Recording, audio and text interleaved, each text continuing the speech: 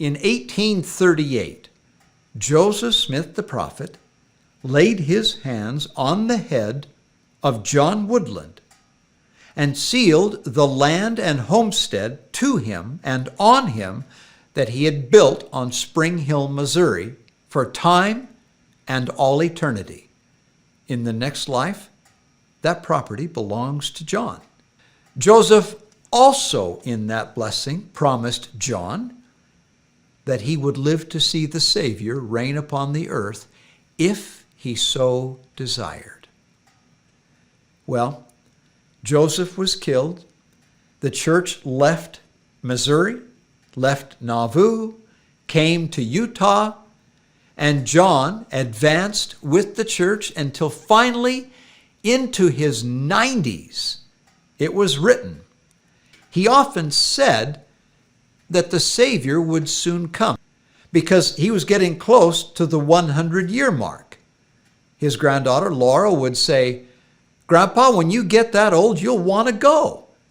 But John would say, "No, I will live until the Savior comes."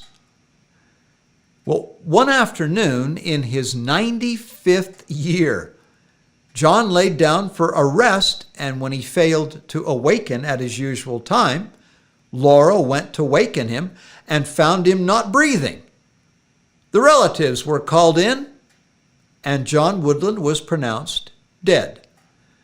The two sons, William and Henry, were in Idaho. A nephew was sent with the news. When the boy arrived in Idaho, William was not convinced that their father was really dead, for he knew the promise of the prophet Joseph Smith and of his father's faith in that promise. William said, "We'll find him eating his breakfast when we arrive." End of quote. Well, sure enough, William and the other made their way to Utah, and that is exactly what they found. Their father was quite annoyed that the family had sent for them. He was a practical man, and he didn't like to have them leave their work. However, he had a wonderful message for them. He said that his spirit had indeed left his body and went to a beautiful place where he met a messenger with authority who questioned him and asked the keeper if he was worthy to enter. A record was opened, and John was told to enter. A crown was placed on his head, and he was given full freedom to move without restraint. He beheld at that time his heavenly home in the future, and many who had lived and died for Christ's sake.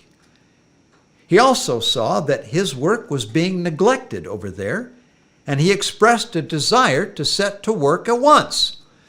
But the messenger informed him that he must return, meaning he must return to mortality and be released.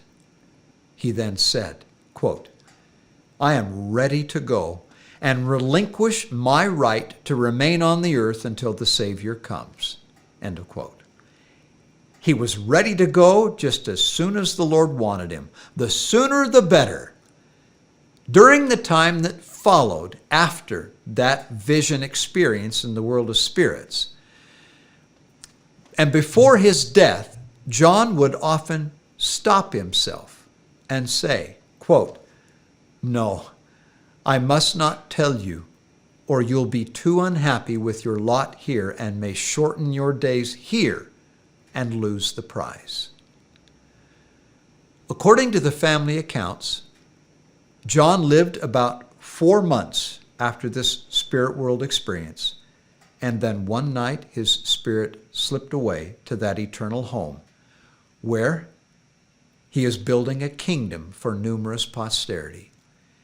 He went to join those he had lived, worked, and suffered with while he was here on earth.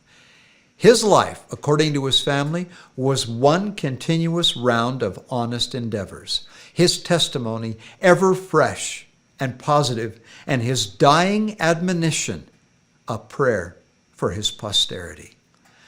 I have studied the accounts and the scriptures enough to know that though we may not die and go immediately to heaven, the paradise of God is just that, a place of peace and of rest, where we shall rest from all care and sorrow.